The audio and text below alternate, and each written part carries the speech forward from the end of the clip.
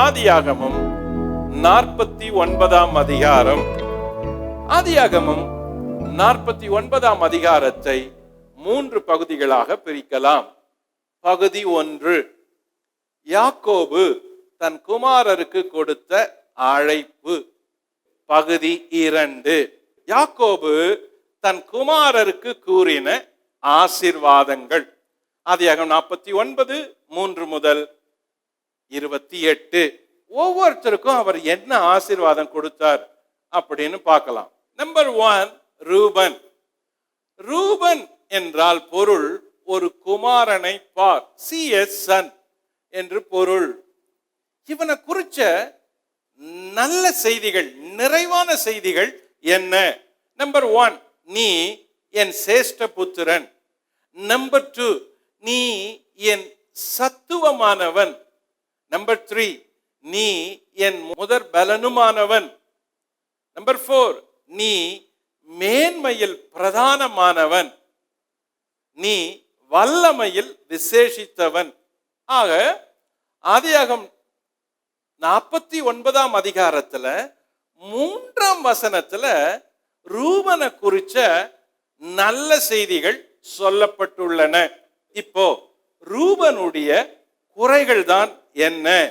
ரூபன், நீ தண்ணீரை போல தளம்பியவன். ஆதியாகமம் 49:4. நம்பர் 2, நீ மேன்மை அடைய மாட்டாய். 49:4. நீ உன் தகப்பனுடைய மஞ்சத்தின் மேல் ஏறினாய், நீ தகப்பனின் மஞ்சத்தை தீட்டுப்படுத்தினாய். 5, என் படுக்கையின் மேல் ஏறினாய். 49:4. ஆக 4ஆம் வசனம் முழுசும் ரூபனுடைய குறைகளையும் தவறுகளையும் சொல்லுது. Number 2, Simeon, Levi. சிமியோன் என்றால் கேள்விப்பட்டது என்று பொருள். லேவி என்றால் இணைக்கப்பட்டது, அட்டாச்ட் என்று பொருள். இவர்களுடைய நிறைகள் தான் என்ன? இவங்களை குறிச்சு நல்ல செய்தி என்னதான் சொல்றாரு யாக்கோபு? நல்ல செய்தி நம்பர் 1, சிமியோன், லேவி 2 பேரும் ஏக சகோதரர்கள். 2 பேரும் உண்மையில ரொம்ப நெருக்கமானவங்க, ஸ்ட்ராங்கா ஃப்ரெண்ட் மாதிரி இருக்கிறான். 2 பேரும் ஒருத்தனை பிரிக்கவே முடியாது, அந்த மாதிரி இருக்கிறான். 49:5. ஆனா இந்த 2 பேர் ஒன்னா இருந்து என்ன பிரயோஜனம்? இவங்க செஞ்சதெல்லாம் தப்பு. 2 பேர் ஒன்னா இருந்து செய்யறதெல்லாம் தப்பு. என்ன குறைகள் இவங்க செஞ்சாங்க? இவர்களுடைய பட்டயங்கள் கொடுமையின் கருவிகள். 49:5. நம்பர் 2, என் ஆத்துமாவே இவர்களுடைய ரகசிய ஆலோசனைக்கு உட்படாதே. 49:6. நம்பர் 3, என் மேன்மையே அவர்கள் கூட்டத்தில் சேராதே. 49:6. குறைகள், அவர்கள் தங்கள் கோபத்தினாலே ஒரு புருஷனை கொன்றனர். 49:6.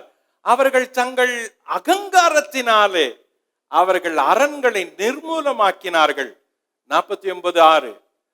தங்கள் உக்கிரகமான அவர்கள் கோபமும் கொடுமையான அவர்கள் மூர்க்கமும் சபிக்கப்பட கடவுது. 49:7. யாக்கோபிலே அவர்களை பிரிய பண்ணுவேன். 49:7. இஸ்ரவேலிலே அவர்களை சிதற பண்ணுவேன்.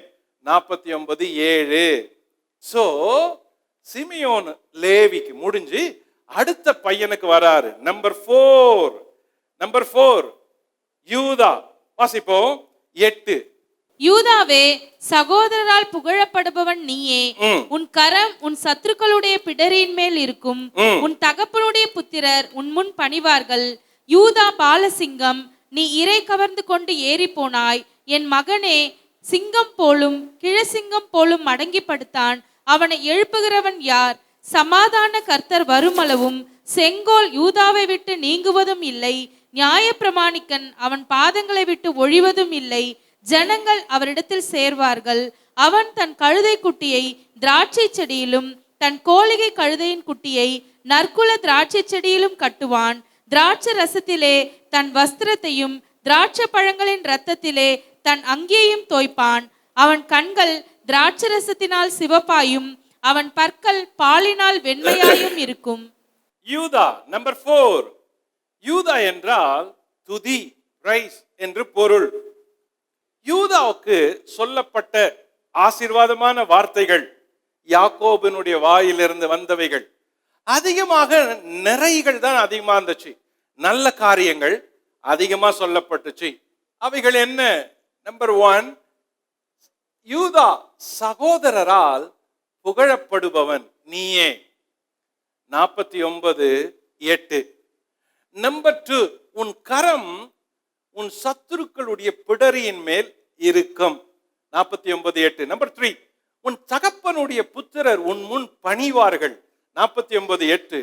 யூதா பாலசிங்கம், நீ இறை கவர்ந்து கொண்டு ஏறி போனாய். என் மகனே, சிங்கம் போலும் கிழசிங்கம் போலும் மடங்கி படுத்தான், அவனை எழுப்புகிறவன் யார்? 49:9. நம்பர் 5, சமாதான கர்த்தர் வருமளவும் செங்கோல் யூதாவை விட்டு நீங்குவதும் இல்லை. 49:10. நியாயப்பிரமாணிகன் அவன் பாதங்களை விட்டு ஒழிவதும் இல்லை. 49:10. ஜனங்கள் அவரிடத்தில் சேருவார்கள். 49:10. நம்பர் 8, அவன் தன் கழுதை குட்டியை திராட்சை செடியிலும் தன் கோலிகை கழுதை குட்டியை நற்குல திராட்சை செடியிலும் கட்டுவான். 49:11. நம்பர் 9, திராட்சை ரசத்தினாலே தன் வஸ்திரங்களையும் திராட்சை பழங்களின் இரத்தத்தினாலே தன் அங்கியையும் தோய்ப்பான். 49:11. நம்பர் 10, அவன் கண்கள் திராட்சை ரசத்தால் சிவப்பாயும் அவன் பற்கள் பாலினால் வெண்மையாயும் இருக்கும். யூதாவுக்கு விசேஷமான ஆசீர்வாதங்கள் இங்க சொல்லப்பட்டிருக்கு. நல்ல ஆசீர்வாதங்கள். அதுல யூதாவுக்கு புகழ்ச்சி, பெரிய புகழ்ச்சி அவனுக்கு உண்டு. அவனுக்கு பர்சனலா சொன்ன ஆசீர்வாதம், யூதா தன் சகோதரரால் புகழப்படுபவன். புகழப்படுபவன். யூதா இடத்துல இப்ப நம்ம வச்சு பார்ப்போம். எத்தனை பேரு நம்மள புகழவாங்க? யோசித்து பாருங்களேன். எத்தனை பேரு உங்களை புகழறாங்க? புகழெல்லாம் வேணாம் பிரதர், அதெல்லாம் வேணாம், அது ரொம்ப தப்பு, பெருமை வந்துடும் பிரதர். இருக்கட்டும். எத்தனை பேர் உங்களை புகழறாங்க சொல்லுங்க. சிஸ்டர், உங்களை மாதிரி நல்ல சிஸ்டர் நான் பார்க்கவே இல்லை. இரக்கமுள்ள சகோதரி, அன்புள்ள சகோதரி, எப்பவுமே எனக்காக கண்ணீரோடு ஜெபிக்கிறவங்க. அந்த சிஸ்டர் என்ன கஷ்டமானாலும் வந்து நின்றுடுவாங்க. எப்ப தேவைக்கு காசு கேட்டாலும் கொடுப்பாங்க. ஒரு நாள் கூட அவங்க இல்லைன்னே சொன்னது கிடையாது. எப்பவுமே அந்த சிஸ்டர் சிரிச்சுக்கிட்டே இருக்கும். இது மாதிரி எத்தனை காரியங்கள் உங்களை குறிச்சு சொல்ல முடியும்? யோசித்து பாருங்களேன். பிரதர்ஸ் உங்களை குறிச்சு, அந்த பிரதர் இல்ல, எப்பவுமே டைமுக்கு வந்துடுவார். அவர் ஒரு நாளும் பின்னால வரவே மாட்டார். ஒரு நாளும் அவர் பொய் சொல்லவே மாட்டார். நேர்மை உள்ளவர். அந்த சகோதரன் இருக்கிறாரு, perfect man, gentleman, faithful man, வாக்கே மாற மாட்டாரு. எவ்வளவு பேரு நமக்கு எவ்வளவு நல்ல சாட்சிகளை சேர்த்து வச்சிருக்கிறோம் யோசித்து பாருங்களேன். சில நேரங்கள்ல நம்ம அதை கணக்கு எடுக்கிறதே கிடையாது. நம்ம அதெல்லாம் கணக்கு எடுக்கிறது கிடையாது. யூதா தன் சகோதரரால் புகழப்படுபவன். அவங்க ஹோல் பிரதர்ஸ் எல்லாரும் சேர்ந்து, நீ தான் பேசணும், நீ தான் பேசணும்னா அந்த எகிப்துல எங்களுக்கெல்லாம் வராது, எங்க அண்ணன் தாங்க எங்களுக்காக பேசினாரு. அந்த எகிப்து ராஜா இருக்கிறான்ல, எங்களை கட்டி போட்டான், எங்க அண்ணன் தான் பேசினாரு. ஆனா எங்க அண்ணன் ரொம்ப கஷ்டப்பட்டாருங்க. இன்னொரு நாள் பெஞ்சமினை வர சொன்னான். அவன் வார்த்தையை நம்பி கூட்டு வந்தோம். பெஞ்சமினை புடிச்சு வச்சுக்கினானா, அப்பா அங்க அப்படியே சிக்காயிட்டாரு. என்ன பண்றதுன்னே தெரியல. ஆனா எங்க அண்ணன் யூதா இருந்தாரு பாருங்க, அவன் முன்னால போய் நின்று கையை நீட்டி அவன் முன்னால முகத்தை பார்த்து கண்ணீரோட எங்க அப்பா நிலைமையை விளக்குனார்னா, எங்க அண்ணன் மாதிரி யாரும் வரமாட்டாங்க. யூதா, இந்த மாதிரி புகழ்ச்சி உனக்கு இருந்ததுனாலதான் உன் வம்சத்துல புகழப்படுபவர் யூதாவின் செங்கோல் சமாதான கர்த்தர் உன் வம்சத்துல வராரு. இயேசு யார் மூலமா வராரு பாருங்க. யார் மூலமா வராரு? உங்களை யாரெல்லாம் கிறிஸ்து இயேசுவுக்குள்ள புகழ்ச்சியா நினைக்கிறாங்களோ அவங்க மூலமா இயேசு வெளிப்பட்டு வருவாரு. வெளிப்பட்டு வருவாரு. யூதாவின் புகழ்ச்சியினால், யூதா அவ்வளவு நல்லவனா இருந்தா அவன் வம்சத்துல சமாதான கர்த்தர் வராரு. அவர் வராரு, செங்கோல் அவனை விட்டு நீங்கவே இல்லை. என்ன தீர்க்க தரிசனம் இது! எவ்வளவு தூர பார்வை, எவ்வளவு பெரிய தீர்க்க தரிசனம், பக்கா அக்யூரேட். என்ன ஸ்ட்ராங் ப்ராஃபஸி, என்ன ஸ்ட்ராங் ப்ராஃபஸி. அதிர்து, அப்படியே உடம்பெல்லாம் சிலிர்க்குது. யூதா, சமாதான கர்த்தர் வராராமே, எப்படி இருப்பாரு, எப்படி இருப்பாரு, எப்ப வருவாரு, எப்படி இருப்பாரு, யாரால வருவாரு, எங்க வருவாரு, எல்லாம் பார்க்க வேண்டியதா இருக்குது. சமாதான கர்த்தர் வராரு. அது வரைக்கும் செங்கோல் உன்னை விட்டு போகாது. நியாயப்பிரமாணகன் வரான், பாதங்கள் அது விட்டு நீங்காது. நியாயப்பிரமாணகனின் அவன் பாதங்கள் விட்டு ஒளிவதும் இல்லை. ஜனங்கள் அவரிடத்தில் சேருவார்கள். என்ன ப்ராஃபஸி, என்ன வார்த்தை, என்ன பவர்ஃபுல், என்ன மீனிங்ஃபுல். எப்படி ஒரு சாக போற ஒரு மனுஷன் பேச தீர்க்க தரிசன வார்த்தைகளை பாருங்க. இங்கதான் யாக்கோப எழுந்து நின்னு அப்படியே கை தட்டணும் போல தோணுது. ஏன்னா ரியல் ப்ராஃபட்டா பேசுறார், ரியல் ப்ராஃபட். அப்பா சாக போறாரு. ப்ராஃபஸிய பாருங்க, தொலைநோக்கு பார்வையில எப்போ வரப்போற அந்த சமாதான கர்த்தரை குறிச்சு என்ன தெளிவா, எவ்வளோ சிறப்பா, எவ்வளோ வல்லமையா, தெளிவா, தீர்க்கமா பேசுறாரு. இதுதான் என்ன ஆச்சரியப்படுத்துது. யாக்கோபு கிட்ட அநேக காரியங்கள் இந்த முற்பிதாக்களை பார்த்து பார்த்து ரசிச்சு அங்கேயே நிக்க வேண்டியதா இருக்குது. என் தலைவர்கள்லாம் அவங்கதான், இவங்களுடைய ரசிகன் நான். ஆபிரகாம், ஈசாக்கு, யாக்கோபு, யோசேப்பு, மோசே, இவர்களுடைய ரசிகன் நான். அவங்கள ரசிக்காம இருக்க முடியல. பிரமிப்பா இருக்குது பார்த்தாலே. அவங்க வாழ்க்கை என்ன, என்ன வார்த்தை, என்ன செயல், என்ன நேர்மை, என்ன உண்மை, என்ன வல்லமை, என்ன நீதி, என்ன நியாயம், என்ன விசுவாசம், என்ன விசுவாசம். தேவனை இப்படி எல்லாமா நேசிக்கிறது, இப்படி எல்லாமா சேவிக்கிறது, இப்படி எல்லாமா பின்பற்றி வருது.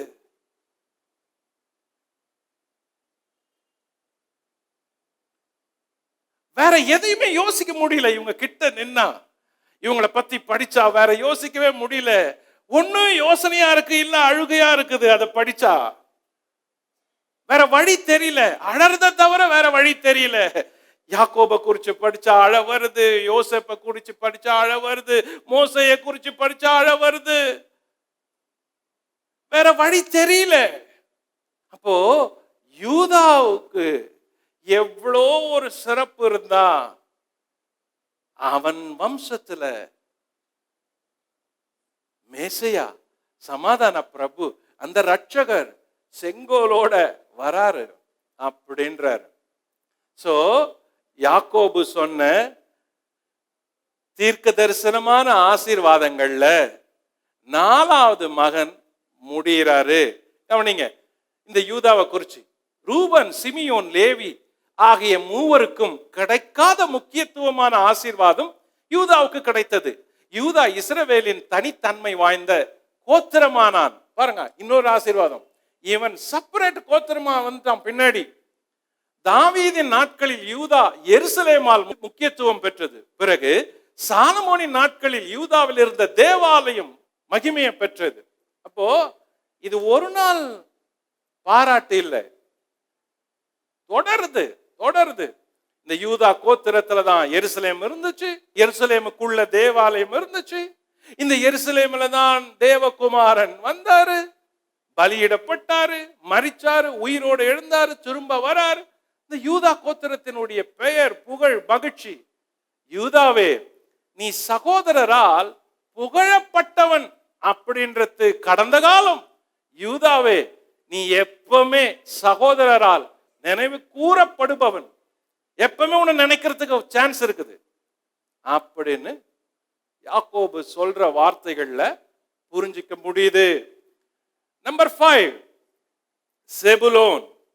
வாசிப்போம் 13ஆம் வசனம், 49:13.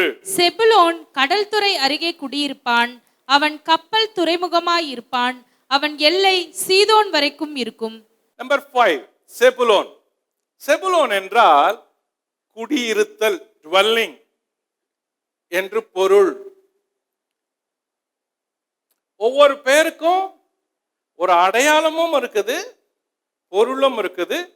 அதை கவனிப்போம். ஓகே, செபுலோனை குறிச்ச நிறைவுகள். நம்பர் 1, கடற்துறை அருகே குடியிருப்பான், 49:13. நம்பர் 2, அவன் கப்பல் துறைமுகமாய் இருப்பான், 49:13. நம்பர் 3, அவன் எல்லை சீதோன் வரைக்கும் இருக்கும், 49:13.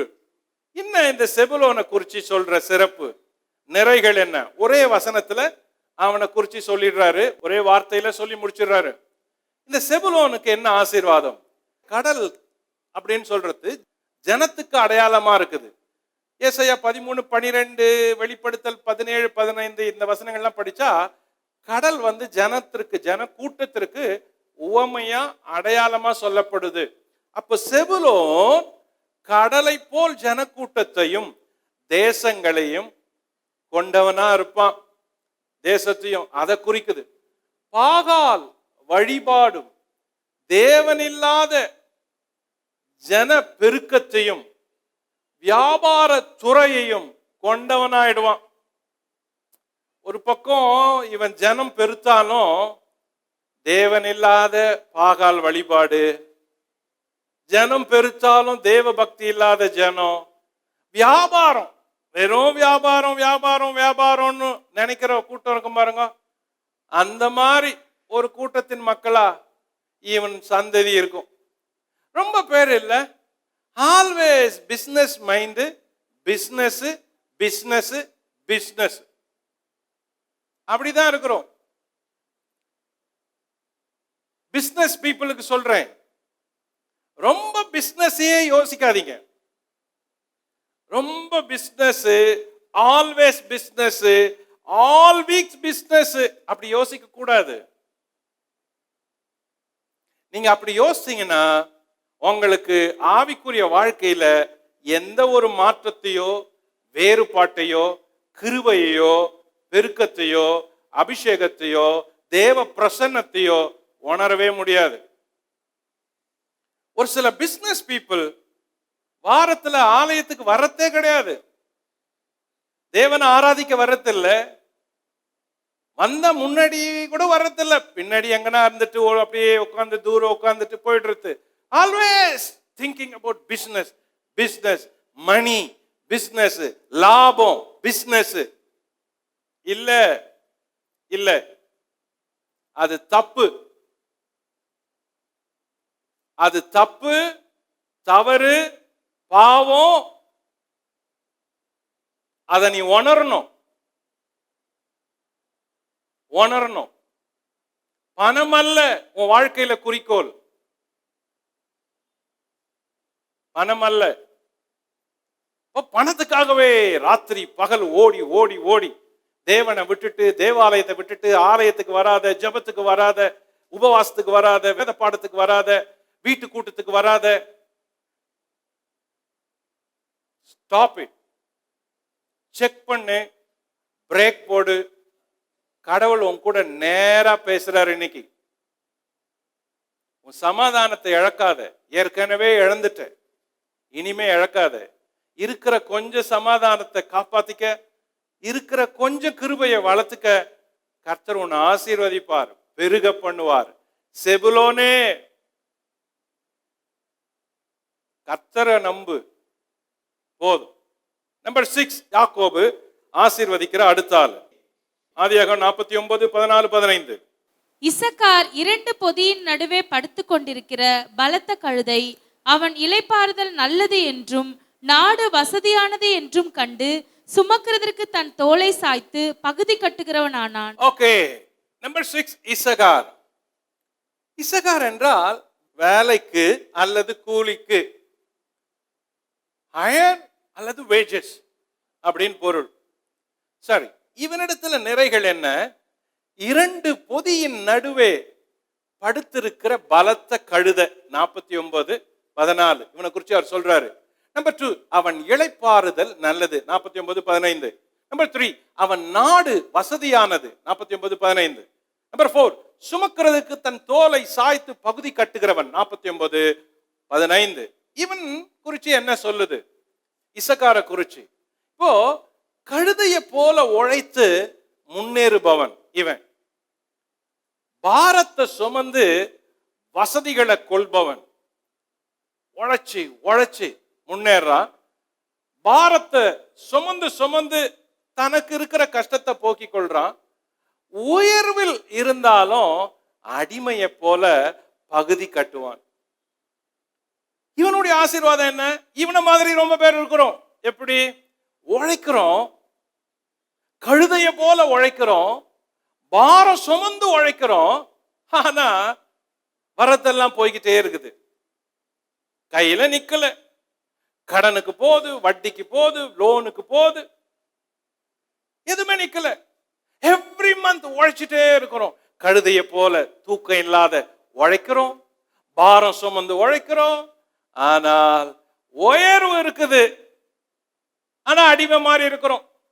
நல்ல உயர்ந்து இருக்கிறது போல தெரியுது எல்லார் கண்ணிலையும் பார்த்தா. எல்லாரும் பார்த்து என்ன சொல்றாங்க? அந்த பிரதருக்கு என்னங்க நல்ல வசதியா தானே இருக்கிறாரு, பார்த்தா அவருக்கு என்னங்க கார்ல வராரு அப்படின்னு சொல்லுவாங்க. அந்த சிஸ்டர் என்னங்க எப்பவுமே ட்ரிம்மா இருக்கிறாங்க, அவங்கள பார்த்தா கஷ்டம் இருக்கிற மாதிரி தெரியலையே, வசதியா தெரியுது அப்படின்னு பாக்குறவங்க சொல்லுவாங்க.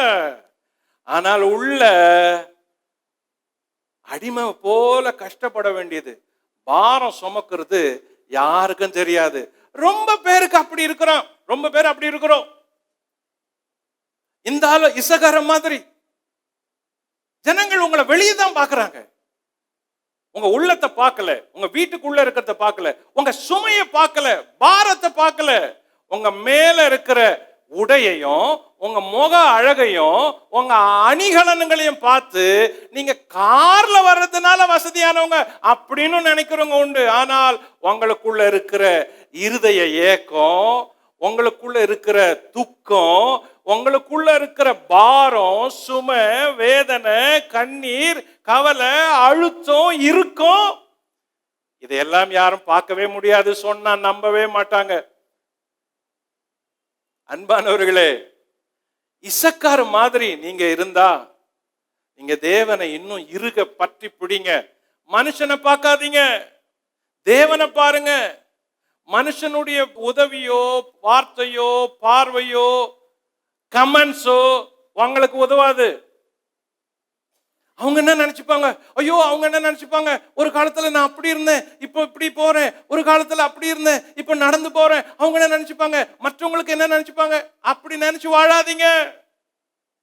இசகாரே, மற்றவனுக்காக நினைச்சு நினைச்சு உன்னை கெடுத்துக்காத, உன் பாரத்தை கூட்டிக்காத. நீ உழைக்கிற, கழுதைய போல உழைக்கிற, உன் பாரம் அதிகமா இருக்குது. ஆனா நீ யாருக்கும் அடிமையை போல இருக்கக்கூடாது. நீ உயர்ந்து மேல வர்றதுக்கு தேவனை நோக்கி பாரு, கிருபையை சார்ந்து கொள், கர்த்தரை பிடிச்சுக்கோ. நல்ல ஆண்டவர் சமூகத்துல அழுது புலம்பி தேவ தயவை கேளு, உதவியை கேளு. உன் இருதயத்தை பார்க்கிறவர் இருக்கிறாரு, குறைய தீக்கிறவர் இருக்கிறாரு, உன் கண்ணீரை காண்கிறவர் இருக்கிறாரு. அவர் தான் உன் பாரங்களை இறக்க முடியும், அவர் தான் இறக்க முடியும். ஓ, இசகார போல இருந்தால் நீங்க தேவனை நோக்கி தேவனுடைய ஆசீர்வாதத்தை கேட்டுக்கொள்ளுங்க. நம்பர் 7, யாக்கோபு ஆசீர்வதிக்கும் 7வது நபர். 49, 16, 17, 18. தான் இஸ்ரவேல் கோத்திரங்களில் ஒரு கோத்திரமாகி தன் ஜனத்தை நியாயம் விசாரிப்பான். தான் குதிரையின் மேல் ஏறி இருக்கிறவன் மல்லாந்து விழும்படியாய் அதன் குதிகாலை கடிக்கிறதற்கு வழியில் கிடக்கிற சர்ப்பத்தை போலவும் பாதையில் இருக்கிற விரியனை போலவும் இருப்பான். கர்த்தாவே, உம்முடைய ரட்சிப்புக்கு காத்திருக்கிறேன். கர்த்தாவே, உம்முடைய ரட்சிப்புக்கு காத்திருக்கிறேன். தான குறிச்சு சொல்றது. நம்பர் 7, தான். தான் என்றால் பொருள், நீதிபதி, ஜட்ஜ் என்று பொருள். அவனை குறிச்சு நிறைகள். இஸ்ரவேலில் அவன் கோத்திரமாகி தன் ஜனத்தை நியாயம் விசாரிப்பான். 49:16. ஆனா அவனை குறிச்ச குறைகள் சொல்றத பாருங்க. குதிரையின் மேல் ஏறி இருக்கிறவன் மல்லாந்து விழும்படியாய் அவன் குதிக்காலை கடிக்கிறதுக்கும் வழியில் கிடக்கிற சர்ப்பத்தை போலவும் பாதையில் இருக்கிற விரியனை போலவும் இருப்பான். 49:17. கர்த்தாவே, உம்முடைய ரட்சிப்புக்கு காத்திருக்கிறேன். இந்த மாதிரி யாருன்னா செஞ்சா, ஆண்டவரே எனக்கு உதவி செய்யும். என் வாழ்க்கையில நான் வேகமா போறப்போ என் காலை இழுத்து விடுறவன் யாராவது குறுக்கிட்டா, ஆண்டவரே என்னை ரட்சியும் அப்படின்னு சொல்லி கொடுக்கிற ஜெபம் இது. ஆண்டவரே, நான் வேகமா போய்கிட்டு தான் இருக்கிறேன், ஆனா எனக்கே தெரியாம என் வேகத்தை என் காலை பிடிச்சி இழுக்கிறவங்க, எனக்கு பின்னால குழி தோன்றவங்க, எனக்கு பின்னால சூனிய வைக்கிறவங்க, சூதா பேசுறவங்க, பாம்ப போல தீன்றவங்க, என் வாழ்க்கையின் ஓட்டத்துல குறுக்கிட்டு என் ஓட்டத்தை குழி தோண்டி புதைக்கலான்னு நினைக்கிறவங்க இருந்தா, ஆண்டவரே உம்முடைய ரட்சிப்பு உதவி இருக்குது, அந்த உதவிக்கு காத்திருக்கிறேன், எனக்கு உதவி செய்யுங்கப்பா அப்படின்னு கேட்கிறாரு. ஓகே, இஸ்ரவேலில் கோத்திரத்தில் ஒருவனானாலும் இவன் சர்ப்பத்தின் குணம் கொண்டவனாகவும் விரியனை போல் விஷம் கொண்டவனாக இருந்து ஆபத்தானவனாய் இருப்பான். இவனது செயல்களிலிருந்து கர்த்தர் ரட்சிக்கும்படி யாக்கோபு ஜெபித்தான். ஒருவேளை தான் அப்படிப்பட்டவனா இருந்தா, ஆண்டவரே இவனுங்களை ரட்சியும், இவங்களுக்கு உதவி செய்யும் அப்படின்னு யாக்கோபு ஜெபிக்கிறாரு. எனக்கு அன்பானவர்களே, இந்த தீர்க்க தரிசனம் அப்படியே நமக்கு மாத்தி மாத்தி பேச வேண்டியதா இருக்குது, எடுத்துக்கொள்ள வேண்டியதா இருக்குது.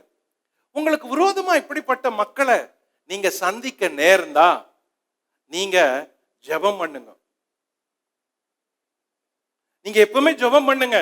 இப்படிப்பட்ட மக்கள் உங்க உயர்வை, முன்னேற்றத்தை தடுக்கிறவங்க, இழுக்கிறவங்க, கீழே தள்ளுறவங்க, உங்களை பின்னிட்டு தள்ளுறவங்க, முன்னால தள்ளிடுறவங்க, சூதா நினைக்கிறவங்க, உங்களுக்கு தெரியாத செய்யறவங்க, தெரிஞ்சு செய்யறவங்க, அப்படி இருந்தா அது வெளியே இருக்கலாம், அந்நியரா இருக்கலாம், அது தொழிற்சாலையில இருக்கலாம், வீட்டுல இருக்கலாம், வீதியில இருக்கலாம், பக்கத்து வீடா இருக்கலாம். ஆனா உங்களை பாதுகாத்துக்க எப்பவுமே ஜெபம் பண்ணுங்க, ஜெபம் பண்ணுங்க, ஜெபம் பண்ணுங்க. இயேசுவே சொல்லி கொடுத்தாரு, எங்களை சோதனைக்குட்பிரவேசிக்க பண்ணாமல் தீமையிலிருந்து ரட்சியும். முன்கூட்டியே ஜெபம் பண்ணிக்க, உன்னை ரட்சித்து கொள்ள, நீ பாதுகாப்பா இருக்க, சுகமா இருக்க, உன்னுடைய வாழ்க்கைய ஒருத்தனும் கெடுக்காத இருக்க முன்கூட்டியே ஜெபம் பண்ணி வை. ஜெபம் பண்ணு, அந்த ஜெபம் உன்னை காத்துக்கொள்ளும். உன் ஜெபம் தான் உனக்கு பாதுகாப்பு தரும். ஜெபம் பண்ணு, சின்னதோ பெருசோ ஜெபம் பண்ணு. உன்னால எவ்வளவு முடியுமோ ஜெபம் பண்ணு, எது தெரியுமோ ஜெபம் பண்ணு. உன் வாழ்க்கைக்கு நீ ஜெபம் பண்ணு, அந்த ஜெபம் கேட்கப்படும், பதில் வரும். ஏன்னா நீ ஜெபம் பண்றவர், ஜெபத்தை கேட்கிறவர். ஹல்லேலூயா. ஜெபம் பண்ணு, அப்போ உனக்கு இந்த ஆபத்துக்கள் வராது, தடுக்கப்படும். நம்பர் 8, காத். யாக்கோபு ஆசீர்வதிக்கிற 8வது மகன் காத். 19:49-19. காத் என்பவன் மேல் ராணுவ கூட்டம் பாய்ந்து விழும், அவனோ முடிவிலே அதன் மேல் பாய்ந்து விழுவான். ஓகே, காத். காத் என்றால் ராணுவம், ட்ரூப் என்று பொருள்.